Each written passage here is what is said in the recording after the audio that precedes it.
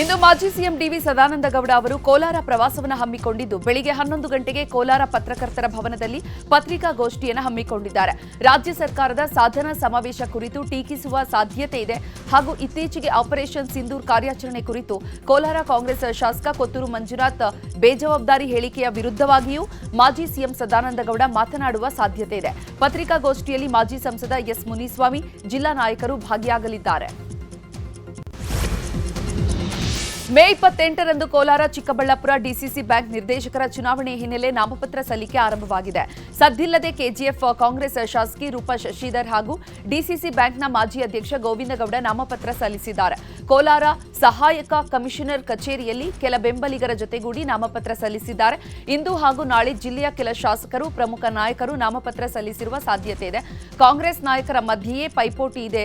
ಈ ಬಾರಿ Kolar Chikkaballapur DCC bank ಚುನಾವಣೆ ಭಾರೀ ಕುತೂಹಲ ಕೆರಳಿಸಿದೆ. ನ್ಯಾಯ ಕೇಳಲು ಹೋಗಿದ್ದ ಯುವಕನ ಮೇಲೆ ಗದಗದ ಉಪ ತಹಶೀಲ್ದಾರ್ ಡಿಟಿ ವಾಲ್ಮೀಕಿ ಅಟ್ಟಹಾಸ ಮೆರೆದಿದ್ರು. ಕಚೇರಿಯಲ್ಲಿ ಯುವಕನಿಗೆ ಥಳಿಸಿ ಗೂಂಡಾ ವರ್ತನೆ. ಸಂಪುಟ ಪುನಾರಚನೆಗೆ ಕಾಂಗ್ರೆಸ್ ಒಳಗೆ ಒತ್ತಡ ಹೆಚ್ಚಾಗಿದೆ. ನಿಷ್ಕ್ರಿಯರನ್ನ ಕೈಬಿಡಲು ಸಂಪುಟ ಪುನಾರಚನೆಯ ಕೂಗು ಜೋರಾಗಿದೆ. ಹೀಗಾಗಿ 10ಕ್ಕಿಂತ ಹೆಚ್ಚು ಸಚಿವರಿಗೆ ಸಂಪುಟದಿಂದ ಗೇಟ್ ಪಾಸ್ ನೀಡುವ ಸಾಧ್ಯತೆ ಇದೆ. ಅಲ್ಲದೆ ಕೆಲ ಹಿರಿಯ ಸಚಿವರಿಗೂ ಕೂಡ ಕೋಕ್ ನೀಡಲಿದ್ದು, ಹಿರಿಯ ಸಚಿವರಿಗೂ ಕೋಕ್ ಕೊಡುವ ಸಾಧ್ಯತೆ ಇದೆ. ಹೊಸಬರಿಗೆ ಅವಕಾಶ ಕೊಟ್ಟರೆ ನವ ಚೈತನ್ಯ ಮೂಡಲಿದೆ ಎಂಬ ಅಭಿಪ್ರಾಯ ವ್ಯಕ್ತವಾಗ್ತಾ ಇದೆ. ನಮಗೆ ಕಳಪೆ ಮಟ್ಟದ ಪೌಷ್ಟಿಕ ಆಹಾರ ನೀಡಲಾಗ್ತಾ ಇದೆ ಎಂದು ಕೊರಗ ಸಂಘಟನೆಗಳು ಆಕ್ರೋಶ ವ್ಯಕ್ತಪಡಿಸಿದೆ. ರಾಜ್ಯದ ಉಡುಪಿ ಮತ್ತು ದಕ್ಷಿಣ ಕನ್ನಡ ಜಿಲ್ಲೆಯಲ್ಲಿ ವಾಸಿಸ್ತಾ ಇರುವಂತಹ ಪ್ರಿಮಿಟಿವ್ ಟ್ರೈಬ್ ಸಮುದಾಯದ ಕೊರಗರು ರಕ್ತಹೀನತೆ, ಟಿಬಿ, ಅಪೌಷ್ಟಿಕತೆ ಸೇರಿದಂತೆ ಅನೇಕ ಅನಾರೋಗ್ಯ ಸಮಸ್ಯೆಗಳಿಂದ ಬಳಲಬಾರದು ಅಂತ ಸರ್ಕಾರವು ಅನೇಕ ವರ್ಷಗಳಿಂದ ಪೌಷ್ಟಿಕ ಆಹಾರದ ಪೂರೈಕೆಯನ್ನು ಮಾಡ್ತಾ ಇದೆ.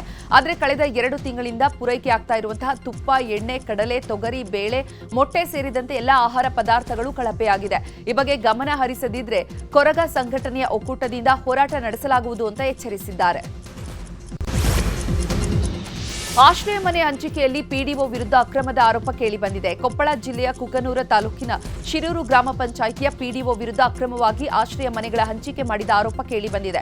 ಶಿರೂರು ಗ್ರಾಮ ಪಂಚಾಯಿತಿಗೆ ಸೇರಿದ ಚೆಂಡೂರು ಗ್ರಾಮದಲ್ಲಿ 143 ಆಶ್ರಯ ಮನೆಗಳ ಹಂಚಿಕೆಯನ್ನು ಮಾಡಲಾಗಿದ್ದು, ಇದರಲ್ಲಿ ಉಳ್ಳವರಿಗೆ ಮತ್ತು ಹೆಚ್ಚು ಹಣ ಕೊಟ್ಟವರಿಗೆ ಮನೆ ಕೊಟ್ಟಿದ್ದಾರೆ ಅಂತ ಗ್ರಾಮದ ವಸತಿ ವಂಚಿತರು ಆರೋಪಿಸಿದ್ದಾರೆ.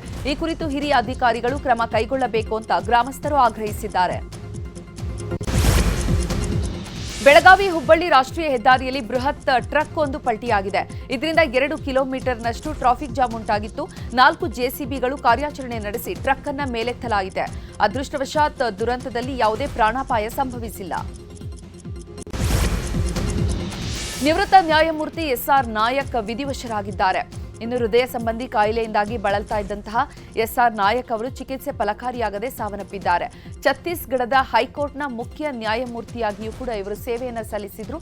ಇಂದು ಬೆಂಗಳೂರಿನ ಆರ್ಎಂವಿ 2ನೇ ಹಂತದಲ್ಲಿರುವಂತಹ ಸ್ವಗೃಹದಲ್ಲಿ ಪಾರ್ಥಿವ ಶರೀರವನ್ನು ಸಾರ್ವಜನಿಕರ ದರ್ಶನಕ್ಕೆ ಇಡಲಾಗಿದ್ದು, ಸಂಜೆ 4 ಗಂಟೆಗೆ ಹೆಬ್ಬಾಳದ ಚಿತಾಗಾರದಲ್ಲಿ ಅಂತ್ಯ ಸಂಸ್ಕಾರವನ್ನು ನಡೆಸಲಾಗುವುದು. ಮಹದಾಯಿ ಯೋಜನೆಗೆ ವಿಘ್ನಗಳ ಮೇಲೆ ವಿಘ್ನಗಳು ಎದುರಾಗ್ತಾ ಇದ್ದು, ಮತ್ತೊಂದು ಕಂಟಕ ಎದುರಾಗಿದೆ.